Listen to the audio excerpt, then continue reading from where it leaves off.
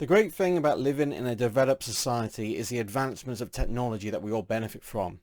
Whilst the last year has seen the advancements of streaming services, Netflix, Apple TV, Disney Plus, all streaming in their 4K format, it's easy to take for granted just how developed our communication services are in our countries, if we only invested in them earlier. Still, there are some parts of the world less developed in this area, and I'm going to talk about one such company who are operating in parts of the world that are offering massive growth opportunities within this sector, and their stock is already representing their success.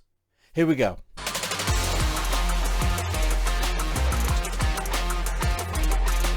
So the region I'm talking about here is South Africa. Let me lay out the facts. Sub-Saharan Africa is the largest region below the Sahara, representing 1.2 billion people and an economy that is expanding on the potential of their massive resources.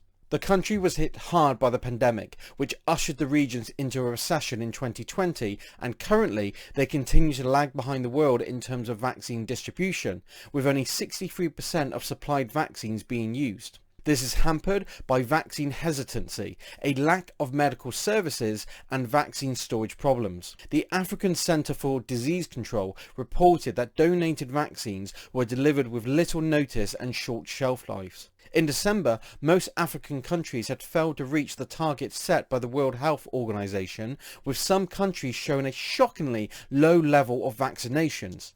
It's a shame considering how many people in the world have access to a vaccine but refuse to take it. This hasn't gone unnoticed, and World Bank, who arrange loans and grants to low economic countries for capital projects, have sought to rectify the situation by dedicating over $157 billion to address the impact of the pandemic, including $39 billion to operations to support health services and the government, $2.92 billion for the procurement and deployment of COVID-19 vaccines, $22.5 billion for climate adaptation and mitigation from 2021 to 25, and $46 billion for operations running in 2022. As well as approving 35 development policy initiatives with more than $7.2 billion to help with the economic recovery process. As the vaccine issues are worked out, they expect the country to emerge from the pandemic with an accelerated economic growth forecast of 5.1% in 2022 and 5.4% in 2023. You might say it's a Build Back Better plan that was actually delivered. Now, where this gets interesting is how Africa is highly developed in the border regions, and companies have started investing in critical infrastructure elements such as public utilities, financial institutions, digital and telecommunications. One such company that is having massive success in this area is Airtel Africa. Airtel Africa, owned by Indian company Bharti Airtel, is a leading provider of telecommunications, data and mobile money services across India and 14 African markets, mainly along the East, Central and West African regions, with access to 122 million mobile subscribers. The company entered the London Stock Exchange in June 2019, and having shown considerable growth in their customer base, revenue, profits and margins over the last 2.5 years, they just joined the FTSE 100 index on the 31st of January. For their telecoms and data services, Airtel offer 2G, 3G and 4G services across their 14 markets, with an impressive 122.7 million mobile subscribers, with their customer base growing 7% last year and traffic 29%. Part of future growth rests on the infrastructure development, and this has grown rapidly over the last 3 years as they develop their sites and data services, including fibre optic cabling. Data customers have also increased 14.5% based largely on their smartphone services. Airtel's most expanding business sector is their Airtel Money services, where their customer base grew 18.5% last year alone. Putting all three together and we can see a clear pattern of growth. But it's their money service which represents the most significant part of how Africa is developing. Despite the rising wealth levels in Africa, Raghunath Mandava, CEO of Airtel Africa, pointed out that there are few banking options, with less than half of the population having a bank account. So Airtel has been developing their range of financial services available to their customers. In January 2020, Airtel formed an agreement with Western Union to allow cross-currency payments with their customers, meaning customers in Africa have access to digital transfer services from 75 countries, in addition to walk-in networks across the 200 countries and territories. In July, they teamed up with World Remit, allowing customers working in 50 countries to use digital money transfers to send money back home using the company's free mobile app. In August, they teamed up with MoneyGram to allow their customers use money from mobile wallets to pay for bills, goods and services. And in September, they teamed up with MasterCard to launch their pay-on-demand payments platform and further drive the digital economy across Africa. The advantage of all these digital banking services is that it makes banking more easily accessible to customers and can tackle the issue of theft during travel and corruption by wages to employees. A similar setup was applied in Afghanistan, where after law enforcement were paid through digital methods, they finally started receiving their full pay. In November 21, the company received approval to operate a payment service bank, and the stock rallied 10% on the news. They are now working within a 6-month window to meet certain conditions, but assuming this all goes ahead as planned, this will be a massive move in the right direction for the company. The company most recently boasted 23.9 million Airtel Money users, and last March, the company received a $200 million investment from the Rise Fund, a platform of leading alternative investment firm TPG, which valued the company's unique digital financial services business at around $2.6 billion, but kept Airtel holding the majority stake. Airtel have used this investment to reduce their debt and enhance their network and sales infrastructure.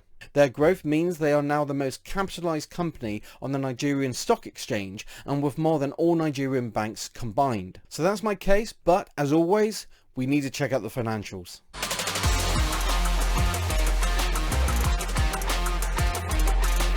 Right off the bat, we can see that revenue has been increasing year on year, and since 2018 growing by roughly 30%. If we compare the level of growth, we can see their growth rate has increased year by year, averaging 14.7%. Gross profit has increased year on year, and net income has been steady despite their investments into infrastructure. Although their diluted EPS has been somewhat volatile, the reason for this can be seen by their clear asset growth, and they are holding plenty of cash. Money from investors has been utilised to pay down debt to sustainable levels, and stockholder equity has proved consistent. For 2022, they expect the first half earnings to continue their 25% annual growth in their mobile markets, along with 42% growth in mobile money and 48% in EBITDA margin. It's difficult to really show how good these results are when Africa are just starting out, but we can compare it to some of the biggest telecoms companies in the world. For example, if we take a look at American giant AT&T, we can see that their growth has become pretty much stagnant. In the UK, we have BT as the biggest provider, and if we look at them, we can see a similar pattern. Airtel's next earnings report will be released on the 4th of February, and I'm expecting good news. Some factors to bear in mind is that the African continent uses a range of different currencies, and the company report their earnings in dollars, which can leave it susceptible to exchange rate fluctuations. And being in the UK, I'm having to deal with earnings converted to dollars for a stock I'm buying in pounds, so it's not an area I want to overthink, as my head is likely to explode. Another issue is climate change, which seems to be affecting the regions quite badly.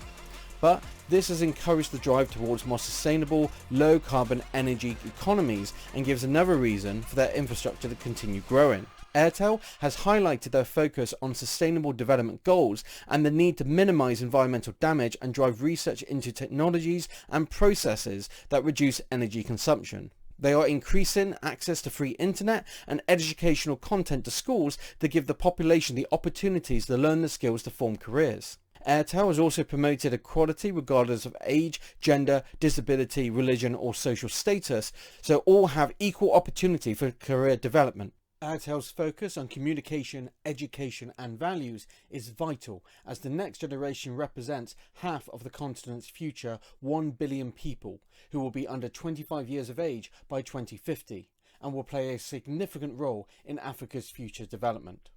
There is room for growth into 5G, but last December they pulled out of an auction to obtain 5G licenses after reaching bids of $270 million. It's a shame, but Airtel are optimistic about pursuing this in the future whenever the infrastructure and investment makes financial sense.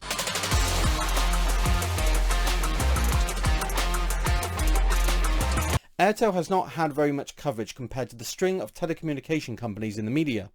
Compared to Western telecoms markets, which have become highly saturated, Airtel operates with less competition and has massive room for growth across an underdeveloped landscape. Airtel represents a genuine opportunity to get in on the ground floor. The stock trades at around £1.50 a share, so it's a penny stock territory, but it continues to rally. I've been buying the stock up to this point as the metrics have been good, but it now trades at around 15 times earnings and may appear to be priced in. But future price to earnings is just short of 6 times earnings, and I expect the figures from their next earnings report on Friday to be a reflection on their continued growth, bringing the stock back into value territory. If we follow Africa's continued development over the next 5 years, this is a stock that I'm likely to keep buying over the long term.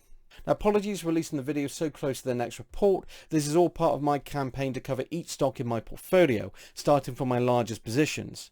Airtel became my number 4 position after I increased my position using gains made from my recent Activision trade. Despite the time, effort and lack of views, I'll be continuing these videos, so consider subscribing so you don't miss out. If you have any thoughts or company you want me to cover, please comment below, let me know. Until next time.